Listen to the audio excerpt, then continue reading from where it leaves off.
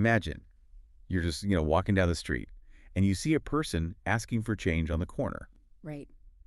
And you might avert your eyes or maybe Yeah. you speed up your walking pace just a little bit. Yeah, we've all done it. Right. But then, like 10 feet later, you see a shivering, wet, stray dog.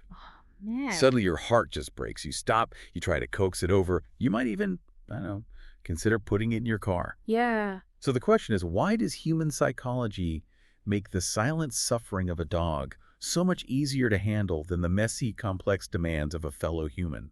It's a profoundly uncomfortable question, but it really gets right to the core of how we construct our moral universes. Yeah. We tend to assume our empathy is just, universally applied, but our source material today suggests our empathy is actually highly selective. It really is. And welcome to today's deep dive, by the way. We have a fascinating stack of sources for you today. We really do. Specifically, we're looking at a very dense, incredibly provocative dialogue transcript that just takes us down a complete philosophical rabbit hole. Oh, absolutely. And the mission for us, and for you listening, begins with a seemingly basic biological question.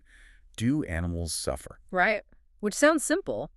But from that single thread, the source material just pulls and pulls until we are entirely reevaluating justice, human relationships, the cultural symbol of the sacrificial lamb. Which is wild. I know. Yeah. And even the very nature of divine existence. Yeah, we are going to be examining arguments that challenge some of our deepest, most closely held assumptions about who or, what deserves our empathy. Exactly. And to get there, the author of this text insists we have to start with the actual mechanics of pain. Right. Because before we can debate the morality of suffering, we have to define what suffering actually is from a purely cognitive standpoint. Which honestly introduces a rather jarring concept right out of the gate. It does. The source outlines a minority scientific and philosophical argument against what it calls morally relevant animal suffering. Right.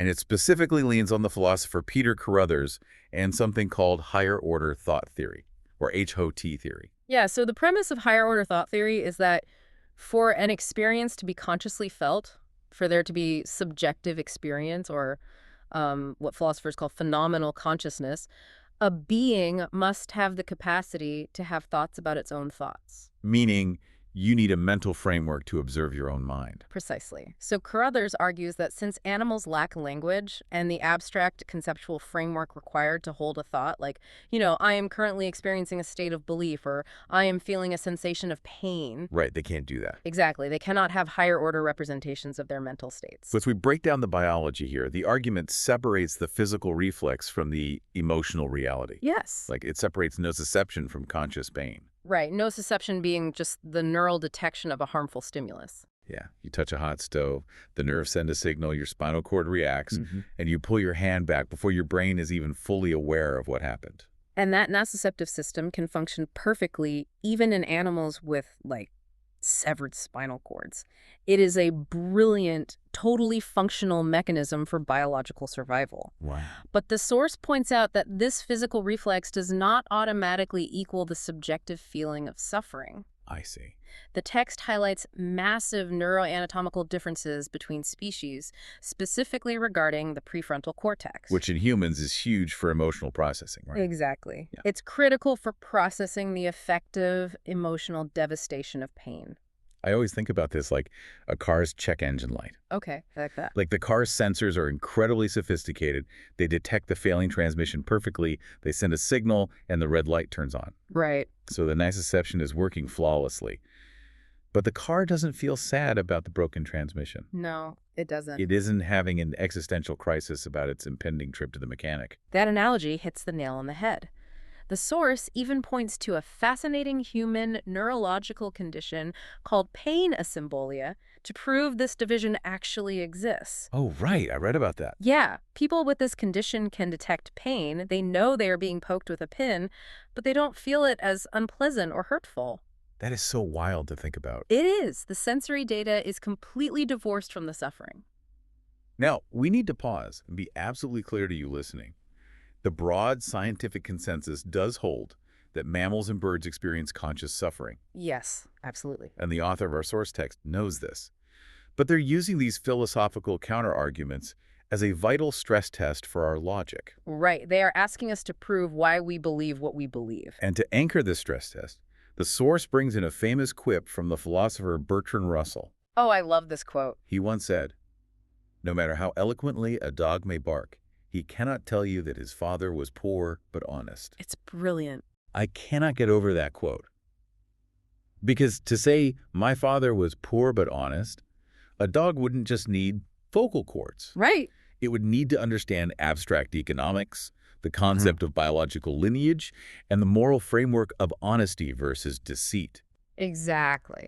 I love the idea of a golden retriever trying to explain its credit score or like its dad's work ethic. It really highlights the absurdity of projecting human cognition onto animals. Yeah. And it ties perfectly into Wittgenstein's philosophical idea that the limits of your language are the limits of your world. Oh, that makes sense. Because animals lack this vast conceptual vocabulary, the source argues they cannot hold abstract thoughts about their own mental states. Right. They can signal physical danger to the pack, obviously, but they cannot conceptualize their suffering in a broader narrative. Which brings us to the first major pivot in this deep dive. Yeah. Because animals lack the language for abstract concepts like poor but honest, our source argues they also entirely lack the conceptual framework to demand justice. That's the core of it.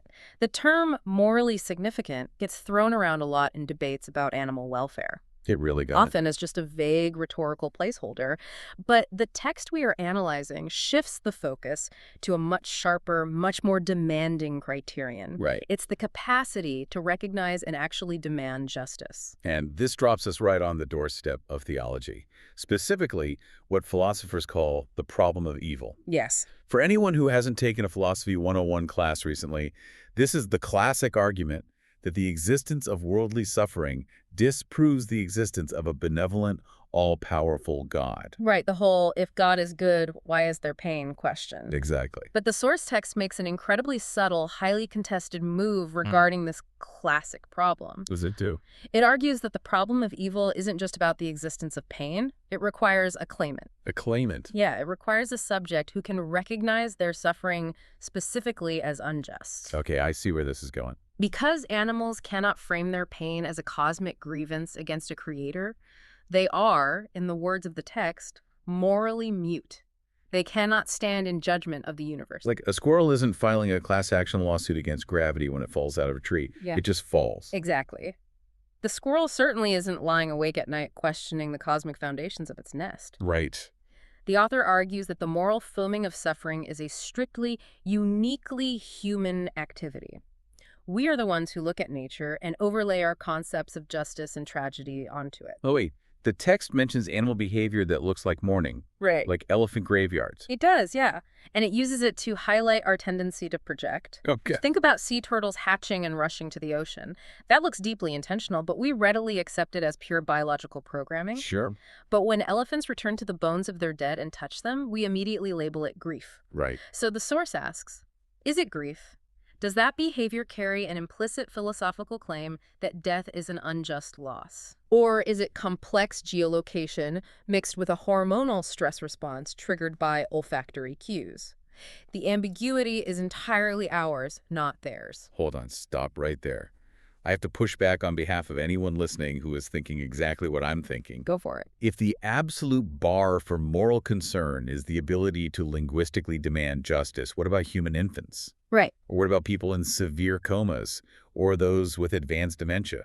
They can't demand justice either. They don't have the conceptual language for it. It's a very fair point. Does their suffering suddenly not count in this framework? That is the natural objection, and it's exactly the tension the source wants to highlight. Oh, really? Yeah, if you adopt this strict linguistic framework for justice, you have to decide. Does moral status require the actual current capacity for normative thought, or just the potential or species norm for it? But wait, so the source is essentially saying our empathy for infants is just a biological projection. Matt, that feels incredibly cold. Does the author address how uncomfortable that is? The author actually leans into that discomfort. Really? Yeah. The text points out that humans naturally project our moral frameworks outward. We extend the benefit of the doubtful moral personhood to infants and comatose humans because they are intrinsically part of our human moral community. Because they're human. Exactly. They possess the species norm for a reason, even if it's currently dormant or developing. Okay. But when we import a different species, like a dog or a chimpanzee, into that specific human moral framing, the source argues we need to be ruthlessly honest that we are the ones doing the importing. The animals themselves are not party to the discussion. So we're having a conversation about them, but they aren't in the room. Exactly. And that distinction, that the moral framing of suffering is a uniquely human activity, leads right back to the scenario we started with. It does. It explains a very recognizable, almost daily human psychological phenomena. The source calls it the dilemma of the animal lover who neglects the poor. Right. If you accept the premise that animals are fundamentally incapable of making justice claims against us, it perfectly explains why some people find it psychologically much easier to love animals than to love other human beings. It's the person who will literally risk their life to run into traffic to save a stray cat, but averts their eyes from the unhoused person on the sidewalk. Exactly. And look, we've all felt the tug of that instinct, right? Oh, for sure. The source offers a clinical diagnosis for this instinct. Animals offer a moral relation without the burden of reciprocity. Oh, wow. When you feed a stray dog, it doesn't reject your help. It doesn't question your underlying motives. Right? It doesn't look at you and remind you of your own moral failures or your complicity in systemic inequality. It's almost like playing a video game on story mode. I like that. The non-player characters, the NPCs, they just passively accept your help. They give you a little scripted thank you, and they love you for it. It's safe. Yeah, it's a clean moral transaction. Yeah. But helping the poor, trying to engage with human suffering, that's playing the game on multiplayer.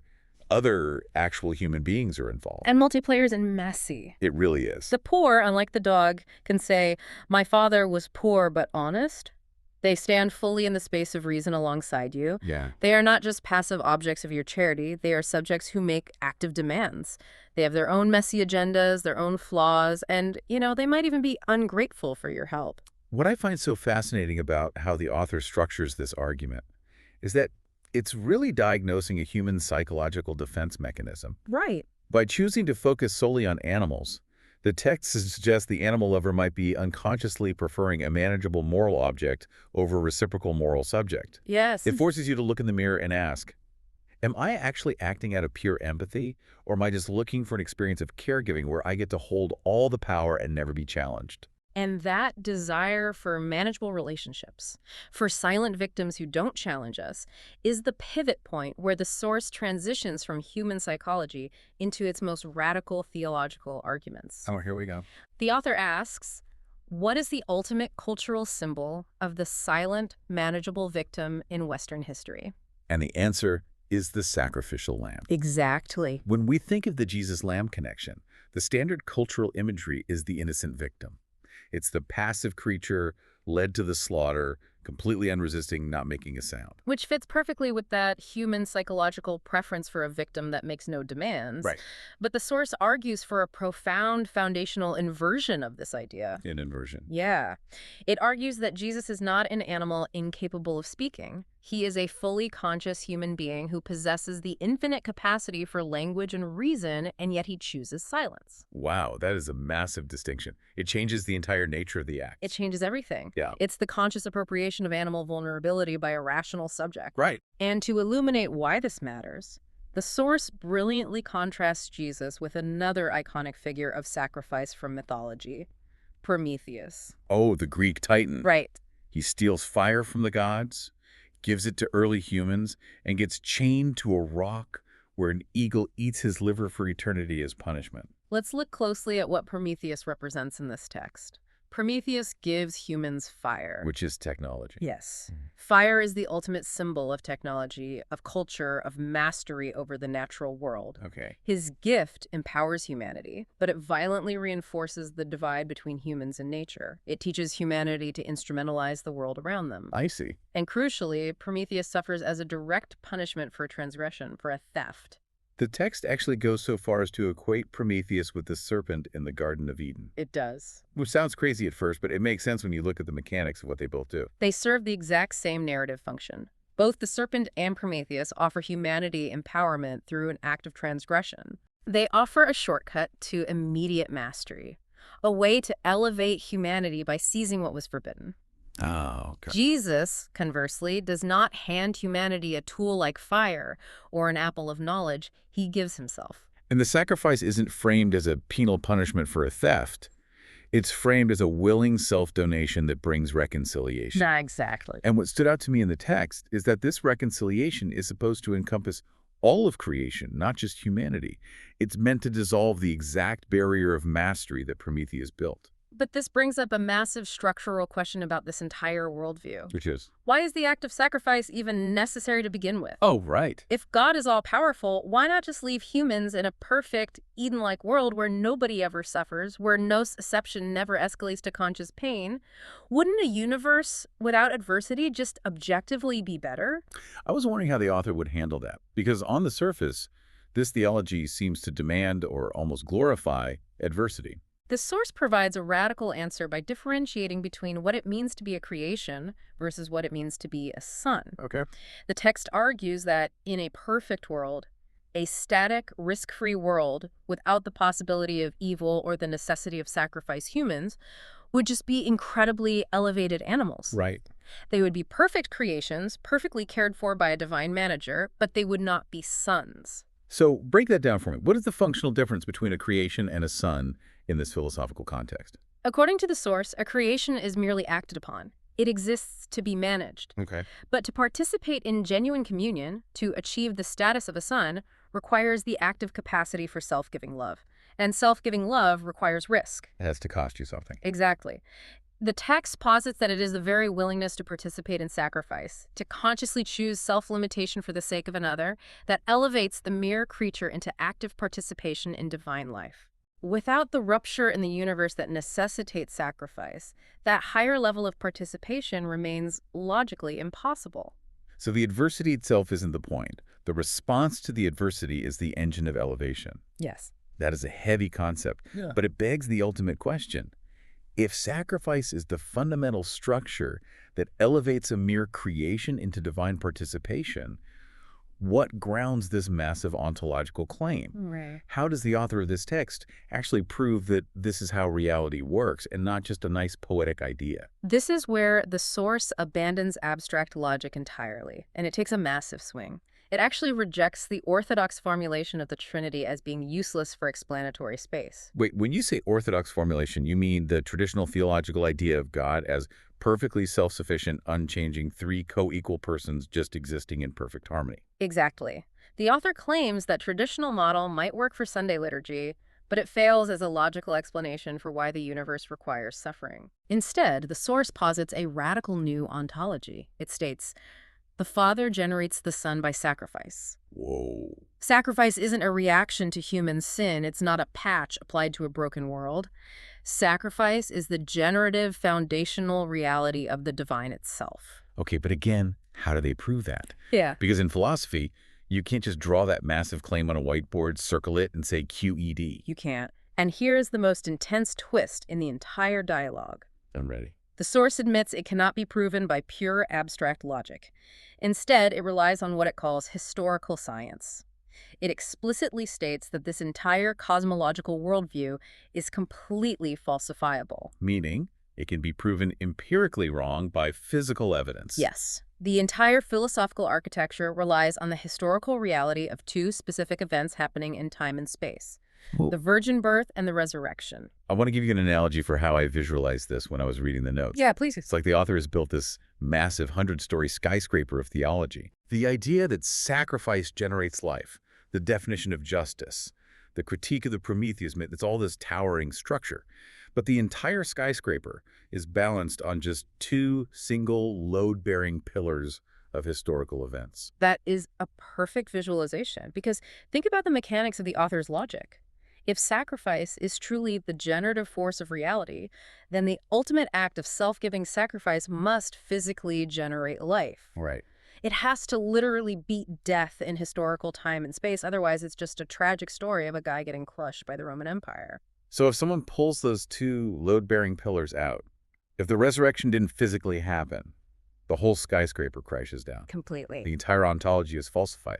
Sonship just becomes a psychological projection to make humans feel better of the terrifying reality of dying. And going all the way back to the beginning of our deep dive, if that theology collapses, then the moral distinction between the messy demands of the poor and the silent suffering of animals reverts to mere human taste. It just becomes an aesthetic preference of who you'd rather spend your time with. The author is taking an immense epistemic risk here, tying the grandest cosmological claims directly to specific, heavily contested events in human history. Let's take a breath and recap the journey we've been on today, because we have covered a staggering amount of ground. They really have. We started with the physical neurology of animal nociception, the biological check engine light. We traveled through Bertrand Russell's dog, and the realization that the limits of our language dictate the limits of our ability to demand justice. We examine the psychological comfort of the animal lover who neglects the poor, exploring how we often avoid the messy, reciprocal demands of human relationships in favor of manageable moral objects. We upended the Prometheus myth, contrasting the gift of fire and mastery with the conscious, silent self-donation of the lamb. Yeah. And finally, we explored this incredibly precarious, empirically vulnerable theory of divine sacrifice that stakes its entire existence on historical events. And the major takeaway for you listening to this, whether you're interested in the philosophy of mind, historical theology, or just how you interact with people on a daily basis, is this. What is it? Examining how we frame suffering reveals far, far more about the observer than the observed. That's so true. We are constantly projecting our frameworks, our need for control, and our desire for manageable relationships onto the complex world around us. Which brings me to a final lingering thought for you to mull over as you go about the rest of your day. We've established through this source material that our human moral frameworks often require a claimant, a subject who has the language and conceptual ability to actually demand justice from us. Right. If that is true, how does that change the way you interact with the silent systems that surround you right now? That's a great question. Think about the natural environment. Or consider the rapidly evolving AI systems we use daily, like the nociceptive firearm we started with. These systems might flash warning lights. Ecosystems might break down. AI might output error codes, but they cannot speak up to demand justice in the moral space of reason the way a human can. So, does our moral obligation to them simply vanish because they lack a voice? Or does navigating a modern world full of complex, silent systems require an entirely different kind of moral imagination from you? That is the ultimate question. When the check engine light comes on in the systems we rely on, what is your true obligation to the machine? Something to think about. Until next time.